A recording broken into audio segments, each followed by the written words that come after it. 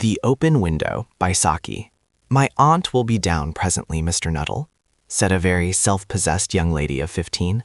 "In the meantime, you must try and put up with me." Framton Nuttel endeavored to say the correct something which should duly flatter the niece of the moment without unduly discounting the aunt that was to come. Privately, he doubted more than ever whether these formal visits on a succession of total strangers would do much towards helping the nerve cure which he was supposed to be undergoing.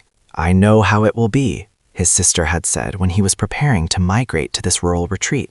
"You will bury yourself down there and not speak to a living soul, and your nerves will be worse than ever from moping. I shall just give you letters of introduction to all the people I know there. Some of them, as far as I can remember, were quite nice." Framton wondered whether Mrs. Sappleton, the lady to whom he was presenting one of the letters of introduction, came into the nice division. "Do you know many of the people round here?" asked the niece when she judged that they had had sufficient silent communion. "Hardly a soul," said Framton. "My sister was staying here, at the rectory, you know, some 4 years ago, and she gave me letters of introduction to some of the people here." He made the last statement in a tone of distinct regret. "Then you know practically nothing about my aunt?" pursued the self-possessed young lady. "Only her name and address," admitted the caller. He was wondering whether Mrs. Sappleton was in the married or widowed state. An undefinable something about the room seemed to suggest masculine habitation. "Her great tragedy happened just 3 years ago," said the child. "That would be since your sister's time." "Her tragedy?" asked Framton. Somehow in this restful country spot, tragedy seemed out of place. "You may wonder why we keep that window wide open on an October afternoon," said the niece, indicating a large French window that opened onto a lawn. "It is quite warm for the time of the year," said Framton. "But has that window got anything to do with the tragedy? Out through that window 3 years ago to a day, her husband and her 2 young brothers went off for their day's shooting. They never came back. In crossing the moor to their favorite snipe shooting ground, they were all 3 engulfed in a treacherous piece of bog. It had been that dreadful wet summer, you know, and places that were safe in other years gave way suddenly without warning. Their bodies were never recovered. That was the dreadful part of it." Here, the child's voice lost its self-possessed note and became falteringly human. "Poor aunt always thinks that they will come back someday, they and a little brown spaniel that was lost with them, and walk in at that window just as they used to do. That is why the window is kept open every evening till it is quite dusk. Poor dear aunt. She has often told me how they went out.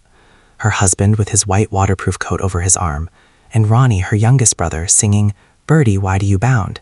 as he always did to tease her, because she said it got on her nerves. Do you know, sometimes on still, quiet evenings like this, I almost get a creepy feeling that they will all walk in through that window." She broke off with a little